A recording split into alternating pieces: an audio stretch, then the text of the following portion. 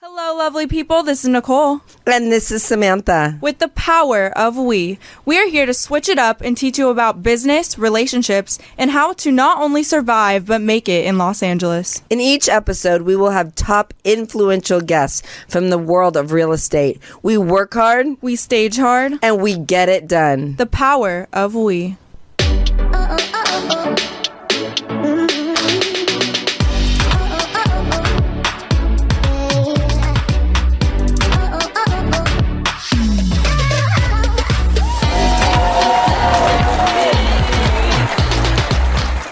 Well, we're back. My back. God, Nicole, I'm so excited today. I know. I think this is going to be my all-time favorite. Why do Yeah. you think? It's I just mean, I'm going to incredible. cry already. I know. You know, when I think You're about, always crying. I mean, when I think about memories, Yeah. and I think about all the times that, you know, I was with you, and do you remember your bat mitzvah? Yeah. I made you How could I learn to forget? sing, and we hired did a girl. whole Your friends. choreography. Yes. We did a whole performance. Oh my God, that Yeah. was so amazing. And even though Papa wasn't alive, I know he was watching. Yeah. But with that said, We have such an incredible guest today. His name is Aaron McLain, and he is a Los Angeles-born singer, songwriter, producer, and multi-instrumentalist, renowned for his electrifying performances and collaborations with icons like Marc Anthony, Jennifer Lopez, and is currently the lead guitarist and music director for the rock group Air Supply. this guy's the shit for sure. Welcome! Hi, Thank you. Aaron. I'm so Hello. excited. Oh my We're God. really am I. excited to have you here. Thank you It's for crazy. having me. I really appreciate it. I mean, this Yeah. all started when you were teaching my crazy girl to sing. Yeah. Yes. I was like begging you, oh my God, please help her. I know. Remember? I remember. and you Yeah, weren't many even a moons ago. singing coach at that time, were you? I had coached a few people back in the day, you know, but at the Yeah. time I wasn't, you know. And then when Nicole came by, you know, I just got back into it because, I was off the road. Wait, with Mark. because you felt sorry for me because I was going through a divorce? No, that's not the case. I mean, she had potential. you know, Yeah. So You actually tested her. Do you remember? And I was like, oh my God, was he's it? going to test you. Oh my God, do you remember that? He totally took you in there and tested you. I was like, oh my God, I hope she passes. no, it's all good. Yeah, she had some skills, so we just needed to develop them. Yeah. So. That was Well, a now fun you're time. famous and you're all over the place. And I have to ask, what was the first concert you ever went to? Wow, the first concert I ever went to was actually Van Halen Fair Warning. Oh, wow. Yeah, and I went by myself, and my mom dropped me off because the kids in the neighborhood were going to meet us there, or meet me there. Yeah. And I remember just like, you know, of course, you see like a young kid like Yeah. myself sitting, you wouldn't expect to see me like at a Van Halen concert. Right. But so I yeah, went to you the must have Forum. been sticking out. Like a sore thumb.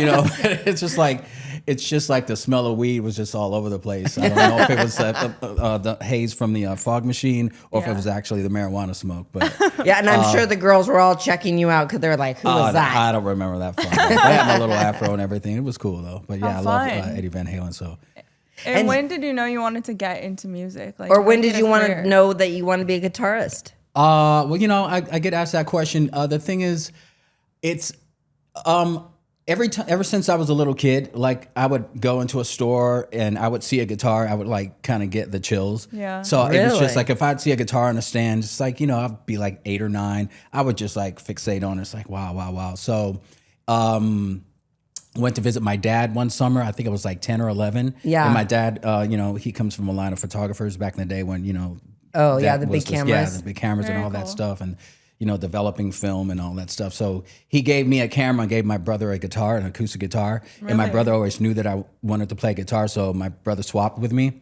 how And so funny. in that guitar case, and it was like Arizona in the summertime, so you know Yeah. Yeah. it's hot as hell. Really You hot. know, so there was a book there, Mel Bay Guitar Easy Way A. So you know, you learn the notes on the first string, second string, blah blah blah, and then you know you learn how to play Old McDonald and stuff like that. So that Yeah. entire summer, I just taught myself how to play. Wow. And by the time I got home, my mom, enrolled me in some guitar lessons at this music school. So at this music store, and I would ride my skateboard, get on the bus in La Cienega, ride up to 3rd Street and Wow. skate down with my skateboard every Wow. Saturday, do those half-hour lessons and learn, you know, some riffs and learn how to read and, you know. That's history. crazy. Oh, yeah. And were you one of those kids that checked out VH1 all the time? They don't even know what VH1 is. Oh yeah, I mean it's like back in the day. Are you kidding? That's It's like the music videos. You know, back in my day. God. I had to bring it up because I knew she wouldn't know. No, it's all good. It's like, are you kidding? It's like back in the day, it was all about the music videos. Right. You know? It was all about the music if video. You can get That's yourself what I'm in a saying. music video. It's like People used to say to me, "You should be a VJ on VH1." you know, I can see that. I can see that. Absolutely. So funny. So wait, I have to know, what was your first famous singer that you did backup for? Actually, his name was Jermaine Stewart, and he had a big hit called "We Don't Have to Take Our Clothes Off." Oh yeah. You know, and then he had another song called "Everybody Wants a Piece of Jody." Yeah. I think, and "The Word Is Out." He had quite a few hits, and when I was younger, it's like I'd hear him on the radio. I was like, you know, because it was pop music, but Right. It was Yeah. just a I great love pop. time. That was my jam, too. And I was actually going to do a top 40 gig, and I was going to go and do this van tour with this guy, and a friend of mine who's a percussionist knew a guy named who's now one of my best friends named Mike Licata. So Sam had called me up and he said, this guy named Mike Licata that's going to be at this club, and he's a music director for Jermaine Stewart. So why don't you go down? So I went down in my car. My car's all beat up, and he had a beat up car. So he puts the music in his cassette player in the car. Right? This is not yesterday. This is way back in the early 1800s. Right? I love this. Yeah, so he was playing the songs, and I was telling him that I was going to go on this tour. He goes, look. He goes, I'm telling you, it's like, this is going to be big. It's going to be great. It's going to be great. So I decided not to go on that tour. Wow. You know, to play this top 40 stuff. And like 3 or 4 months later, we were rehearsing in his roommate's garage, and it was super hot and everything. And then I'd met Jermaine, and there was this big push from the label. And then, let's see, we just rehearsed, and then we ended up going to the UK. Yeah. And we did Top of the Pops and Live at the Roxy. But think about what you're saying. You had to make a decision. Should I do the van tour or should I do this tour? And I know that you're super spiritual. Do you think back then you were spiritual and you were like weighing both sides, and you were following your intuition? How did that go? Well, I mean, there was a bit of his influence, and also, you know, the thing is, you know, you kind of like, I started learning early on that it's important to follow your gut. Yeah. You know, and sometimes So you just have true. to take a leap of faith. Right. Yeah. You know what I'm Yes. saying? Yeah. And 100%. it just felt right. You know, when we connected, we sat in the car, and had I known, and it's crazy how the universe works, because Exactly. by making that decision, it led to Exactly. so many other That's opportunities. why I wanted to ask that question. Oh my goodness. Yeah. it's I mean, crazy. and for anyone that's listening, this is so important because when you make these certain decisions, all these good things can happen. Yeah, you right. have to listen to your like gut. if we didn't meet Dawn, and then Dawn introduced us to you, you would have never been singing. Yeah. And now look at us, we're on a podcast. I know. Right. Yeah, there's no Full accidents circle. like we just said earlier. So Crazy. How did you end up working with Air Supply? Well, so from that moment, being with Jermaine Stewart, that led me to play guitar for Alita Adams from Tears for Fears, and then that also led me Wow. to play, you know, do a lot of recordings, Patti LaBelle, and wow, how was Patti LaBelle? well, I mean, I met her a few times, but I recorded on the album. Okay. I think it was Nice. called Flame, or Like something old time classic, Yeah. very Yeah. talented people. Like it's just crazy the people that Yeah, you're with. Yeah, there's a lot of talent out there. I mean, you got lucky each. I mean, not luck, but I'm saying it's amazing how many good steps came from that one. Oh, absolutely. Yeah. And everything is connected. Everything. Well, how did you know? meet Marc Anthony? Well, that's another story. So that let's see, after Alita Adams, let's see, I think, you know, I was on her gig for a while, and I was doing the smooth jazz gig for a while. And so a friend of mine, Armand Livingston, told me about this. Oh, I remember. He told me about this agency, and back then there was an agency called Active Entertainment, and what they would do is they had some musicians that they would represent, and it's like if an artist came into town that needed to do like the Tonight Show or something like that, or go Right. on tour, he would put bands together. Oh, you know? wow. That's So cool. yeah, so I went down to a club, and Armand invited me to the club, so they were having a showcase. So I brought my guitar down, and I performed Little Wing, by Jimi Hendrix, and the place was pretty packed. And I think I kind of put my foot in it. It was, I played my ass off and sang my ass off. I must say hello. When you do Of good. course. No, so I did that. love that. And then, so the word kind of went around. So then there was these auditions at SIR in Hollywood. And so I went down and everybody was trying to get that gig. Bass players, drummers, guitar players, it was just crazy. Keyboard players. So everyone was trying to get that gig. Yeah. What did you do before to prepare yourself to go in there? Well, see, this is the thing because I noticed like in life when you try and you want something really, really bad, and when you try to grab it too much, sometimes it'll kind of Push away. You push it away. Yeah. So when I got invited to do the audition, I heard of Marc Anthony, and my friend, my late friend Angel, he says, "Oh my God, that's a big deal. That's a big deal." So when I went to the auditions, I wasn't like, "Oh, I got to get this gig." So I was just chill and laid back. And then when I got the music, there was no guitar parts on 3 of the songs. Really? So I made up these guitar parts. Oh, wow. So that he had his first hit that came out, I think during that era was "I Need to Know." So I added like this wah wah guitar part to it. So that audition, it lasted for about 2 weeks. So I did the audition. So they would swap musicians like throughout the day. So wait, when you would go to an audition, it wouldn't just be one and done. You'd be doing this for 2 weeks. This one was a long time because Wow, that the would thing freak is, me out. yeah, they were preparing for a big tour, and we were going to do this huge HBO special like 3 months later at Madison Square Garden, and that was a my That's big crazy, deal. yeah. And that was Jesus. going to be aired on national television. So I had no idea what was in store for me at the time. And That's crazy. I mean, literally from the point where I actually grabbed my guitar and my rig and went down there and set up. And when I finally met Mark and when they told me I was a guitar player, because they kept on telling me to leave my rig. So they'd swap out musicians, like I said, during that rehearsal. Were you period. nervous? No, I wasn't. I love that about him. Yeah. No. you're That's so calm. amazing because you know why you don't live in fear.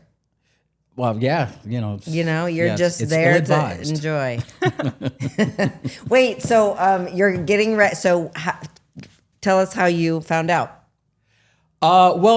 Bruce, the guy at the from Active Entertainment, so he was curating the whole thing. So when Mark finally came down, they had decided, all right, this is the band. So when Mark came down at the end of the 2 weeks, he came down with management and we did the performance with the 3 songs. And Manisa, she came to me and she goes, Mark really loves you. Wow. I'm Were like, you "What?" freaking out? I was like, yeah. So then we did. You're like, wait, I made it. Yeah, so we had to do a showcase actually here in downtown LA, somewhere like near here. And that showcase was with his salsa band. And let me tell you, his salsa band is one of the best salsa bands on the planet. These Really? guys Damn, are I wish I could amazing see that. musicians. So I was, there was a little bit of intimidation there because, I knew my stuff, course. but I didn't know the salsa world. Right. Especially these guys were like, they knew it like the back of their hand. Right. So, when I got it, I was excited. And then when I spoke to Mark, and after that, we did another one-off, and he goes, wait till you see what's going to happen in 3 months.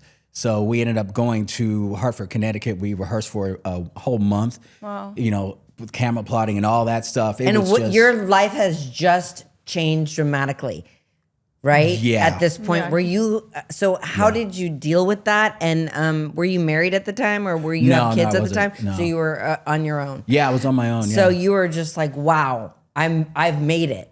And how did that make you feel? Well, first of all, there was so much pressure because there was a couple of moments where I had like these guitar solos where I'd walk out to the front of the stage. Right. And I love that about rehearsal you. was like I said, rehearsing for a month.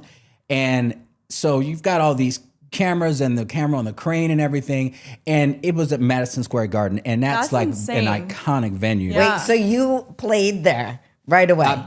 With Mark, I probably since then played probably like maybe 5 or 6 times. but Wow. take But me that was gonna back be to my the first. first time you went on stage at Madison Garden. Oh, I will tell you. So we performed Crazy. Friday and insane, Saturday. We honestly. performed 2 nights, and we had to wear the same theme because they recorded both nights just in case there were some mistakes, whatever.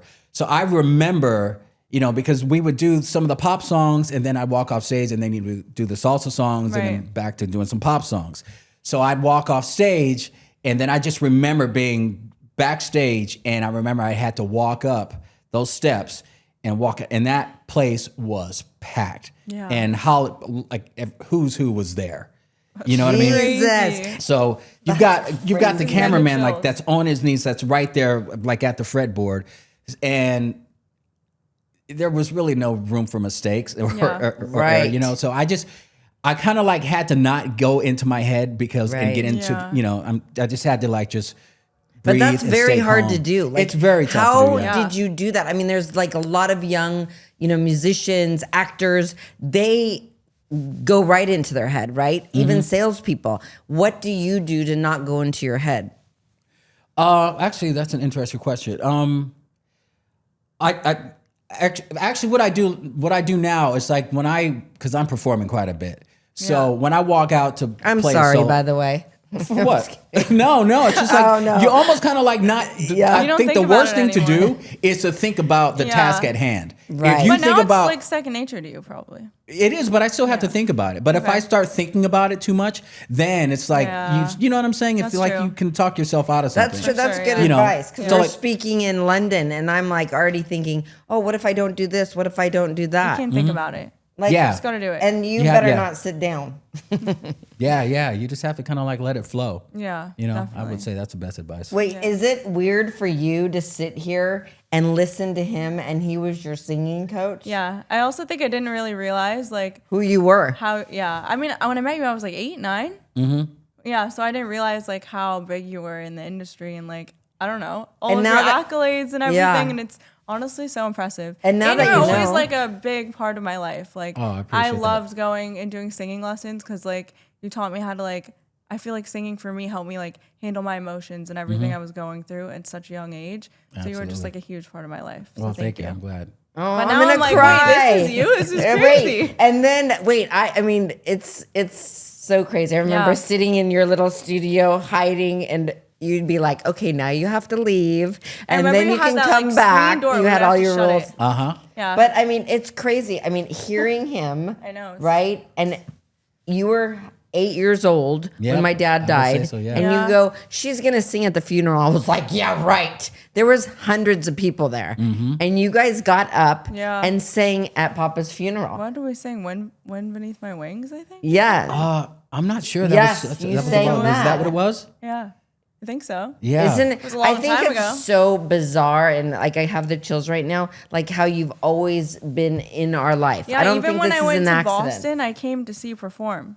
I don't know if you remember That's that. right. Oh, I do. I we went were, there we for a music performed at this school. theater. Yes, Yep. exactly. And then I came to see he was performing with Air Supply, right? Mm-hmm. Yep, exactly. And I Oh, remember I seeing totally you forgot doing about your that. guitar solo. I was like, this is the coolest thing ever.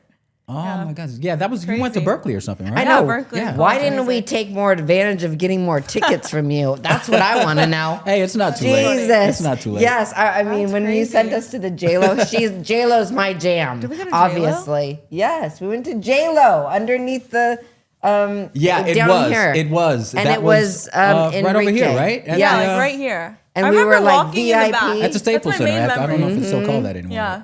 That was so crazy. cool. Yep. Well, we're gonna Were you, hit you up for were sure. you performing then? No, I wasn't. But you wanted tickets, and it's all coming back to me now. But my friend Chris Callens, he was working with J Lo, Got it. and so I called him up. I said, "Hey, can you give me a couple of tickets?" And that's how you ended up there. Yeah, crazy. and I mean, okay, so wait, I have so many questions. My first question is, when you were training with Nicole, what did you see in her that you wanted to help her? Because, she was shy and 20 years ago. Yeah. Well, I mean, I just think for young people, it's like if you can help guide them, if you Yeah. can give them some faculties, if you exactly. can give them something that they can hold Yeah. on, you know what I'm saying? I think that just kind of helps them in their life, in their 100%. journey. So, and music is just so powerful and profound. Yeah. And if you have the gift, Yeah. and for me, like I feel that the universe, because there's really no one in my family that's a musician or anything. Yeah. But it was just like this thing that I knew that was going to be a part of Yeah. me. That So is- for me, I've learned a lot. I've from all the experiences and things like that. I just feel like I need to share that knowledge. Yeah. I know, but know? you were more like a I would say an angel for me because I was so worried about her, and you were like a big brother. I'm gonna cry. Yeah, you were like a big brother to her, and like it was impressive. I appreciate that. Even like, what was that? You just told me what it was called. What? The singing class. What? I can't speak. Oh, Seth Riggs? Seth Riggs. Okay, Thank you. Even that, like, I still listen to this day in my car, and for some reason, it's just like if I'm going through something and I can like do the vocal warm ups, like it kind of calms me down. So I feel like it says a lot about like how music really like helps. It's very therapeutic. Yeah. You know what I mean? It really is. Yeah. I mean, you've done so much. Okay, so now you're back with Marc Anthony and all that. And then what happens? So I was with Mark for like maybe about 10 years. And, you know, we were really busy for the first 6 or 7 years. And then he started leaning more towards the salsa stuff. And then I ended up getting married. And then I had my son, or we had our son, Roman. And Who my son asked, how is Roman? He used to sit and kick balls with him in the backyard while they were singing. While you guys were singing. Yeah, they were young back then. Yeah, I really know. You know, so then it's like the economy, it kind of did that whole thing with the economy and all that stuff. And so I became a family guy. Right. You know, and so I had to really kind of focus on that. So I had to like figure out a way to like, you know, support a family being at home. Hence why, you know, I was giving you lessons and things like that. So I was like leaving no stone unturned. Right. You know, and for quite a while there was that bit of a lull, you know, and then I started doing other gigs here and there, like, you know, spot dates here and there. And then let's see, I think while I was giving you lessons, my same friend Chris hooked me up with this guy, Beto Cuevas, and I started working with him. He's a Chilean guy. He was a part of a band called La Ley, and that's where I got the Latin Grammy from because we recorded Yes, together. I remember that. And I remember like when we'd bring in, you would be like, no, we're not going to do any more hit songs. You're going to write your own. And you guys were writing your own song together. I was like, wow, how did you even know how to do that?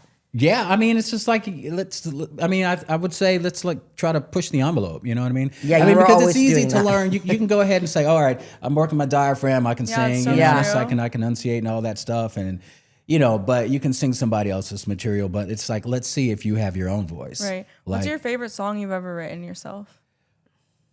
That's it. I don't know that. Well, that I have written this last song that I released is called "Daylight's Calling," and that song is really close to my heart. Well, they all are, you know. Yeah, Right. of course. You But know, is this your newest song? that's the latest one I released, "Daylight's Wow. Calling." You know, and I just love that song. And there's another song that I'm gonna release called "Parade."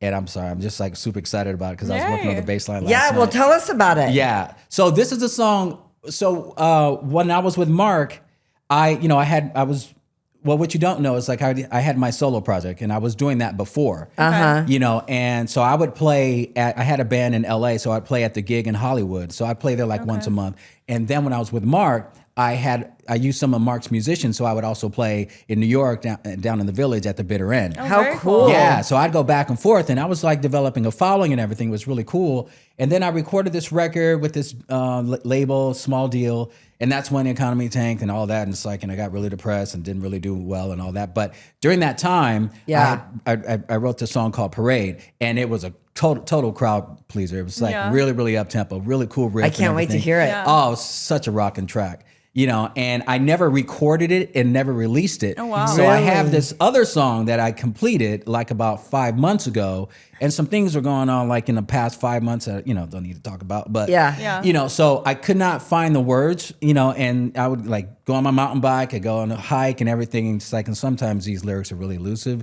So it just took a while, and I just put it to the side. And then I was like, I was lying in bed. I'm like, wait a minute, parade. I'm like, wait a minute, why don't I do Parade? Because I only demoed the song. Yeah. So then I started working on it, and I'm like turning it into what it's gonna be.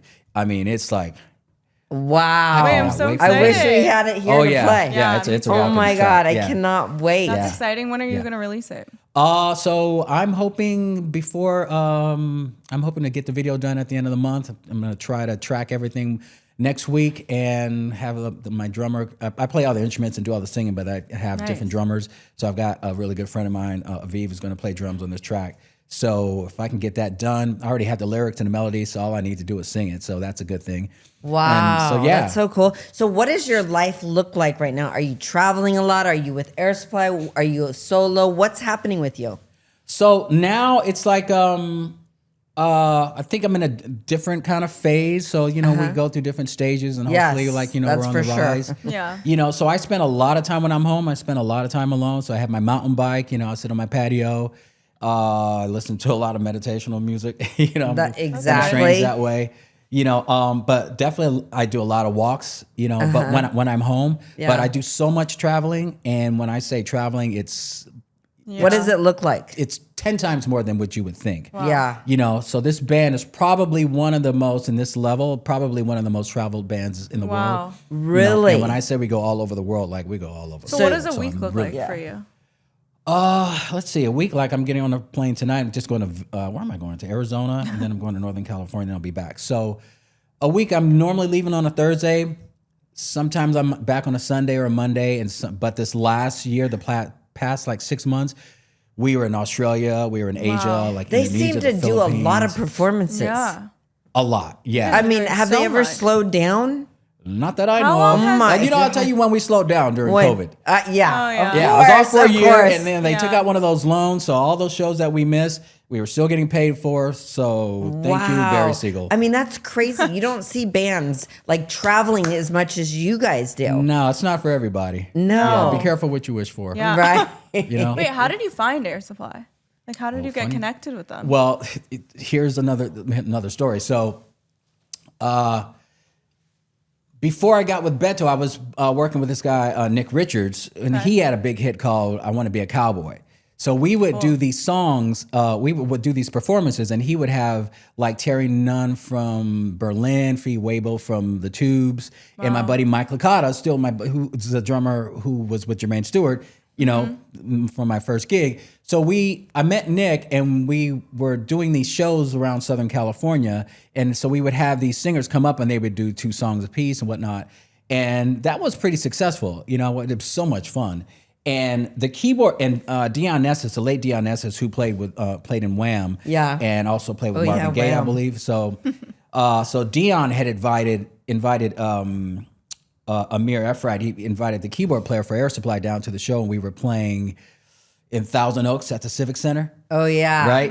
So, I got a call from Dion, and Dion said, "Hey, Air Supply is looking for a guitar player because." And you're like, I got this. Yeah, Amir went back to Graham and Russell and said, "Hey, I saw this guitar player. We should check him out." Yeah. So then I got on the phone with Graham, and Graham's a tall one, the songwriter. Yeah. And so I spoke to him, and look, I used to listen to those songs when I was a kid. Right, Yeah. me So too. you know what I'm saying? So I'm like, wait, Air Supply. So Yeah. first of all, I didn't even know that they were still gigging. I knew every word when You I know was what I just mean? playing it for these girls. Right? They didn't even Yeah. know what it was. I was like, how do I know every word? That's Yeah. crazy. Dude, that was like me when I went to see the show at the Canyon Club in Agoura Hills. Yeah, the Canyon Yeah. Club. Yeah, Oh so my that's God. what, Oh my God. and that was 2011. So I spoke to Graham, and Graham's like, "Aaron, mate," he goes, "Air Supply is not what you think it is."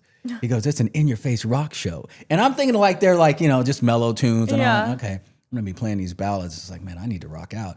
So that's what he told me. So I went to see the show, and first of all, I sat there, and I'm like, I know every one of these songs, and they were rocking, and I'm like, I'm all over this. So Yeah. I ended up joining them about a month later, and there's a lot that has transpired and different iterations as far as bands, Right. musicians and whatnot, and Yeah. crew members. But right now we got a really, really good solid thing going on, and Graham and Nice. Russell are So so cool and amazing. super good to me. Well, we That's have to. I would amazing. love We're to rocking. see it. Yeah. It's so crazy to hear your journey and how successful, and remember yourself as like that kid with the guitar. Yeah. Like, Yeah. what kind of advice can you give people if they have a dream and they want to be a guitarist? What would you say to them? I would say to anybody, guitars, just whatever it is that you're going to be, it's like a lot of people are really comfortable and they're not comfortable, but they are, let's see, I want to say this correctly.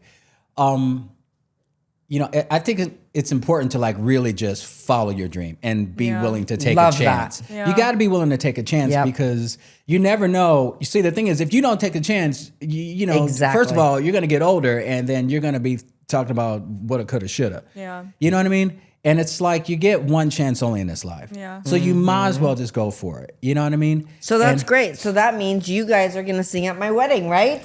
Yeah. Why not? Why not? Why not? Let's make it That's full right. circle. Congratulations on My getting dad married. died, then you did the bat mitzvah, and then my wedding. There you I go. mean, Yeah. that's a story Yeah. right there. There you go. I'm all over that. Yeah. I hope you're in Amazing. town. I'll make sure I'm in Hopefully. town. I'll send my sub out. Yeah. So I think one of the last things I want to ask you is, what's your favorite part of being a family man?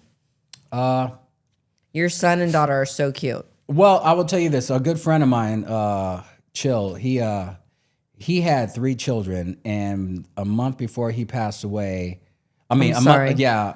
we did a gig in Santa Barbara, and I asked him, I said, what's it like to have kids? And he goes, man, the coolest thing is you get to relive your childhood. You know? Wow, And so he that's ended up, true. he was killed by a drunk driver like a month after I'm that. sorry. He had just had his 3rd kid like a month before. And so I was like, wow, that's really, really cool. And it's like, it's so true that I got to relive my childhood. Yeah. You know, so my kids are like, they're the world to me. They really are. You know, I so- know So what that's cute. like. Oh yeah. Yeah, You know, that's and true.